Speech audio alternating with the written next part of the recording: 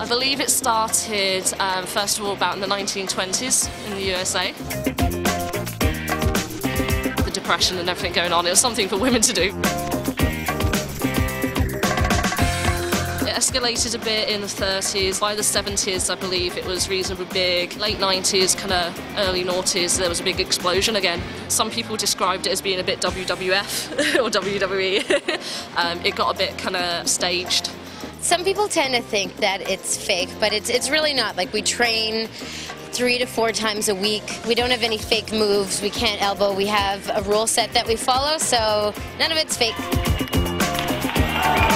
Your normal game is going to be 2 periods of 30 minutes, divided in jams. You have on the track from each team, there's 1 jammer, there are blocker 2, 3 and 4, and there's a pivot.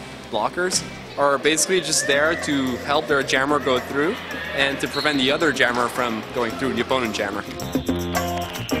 The jammer basically starts slightly behind the pack. First whistle goes, the pivot and the blockers all set off, and they're all kind of mingling together and kind of hitting each other and trying to get the best positions. The jammers, their point is just to get through the pack and score as many points as possible. The first jammer that makes it out of the pack gets the title of lead jammer. The first one is called lead jammer by one of the jam refs. The next time they go through the pack, they start scoring points. And for each member of the opposition they pass, they score a point. So the lead jammer could get through and the other one's stuck at the back, and they can bank those points by calling off the jam. By going like this. This. Penalties are being given as the play goes. Whenever a player has 4 minor penalties or 1 major, she skates off, goes to the penalty box for 1 minute. She's going to have to sit down in the sin bin. And play continues without her, so basically they're playing short-handed. You know, it's a contact game, so there's going to be a lot of falling. Checks are good. You can't use like your hands to push or to grab or pull.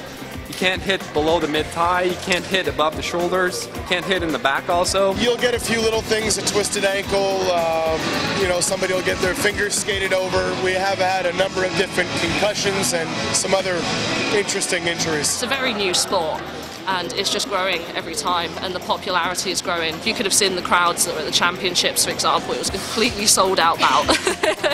And it's not just family, friends and mums sitting there waving, you know, it's people that hear about it through word of mouth or see flyers, and they come along and they may not have a clue what the rules are, but they just absolutely love it and they just get right into the atmosphere of it, and it's fantastic.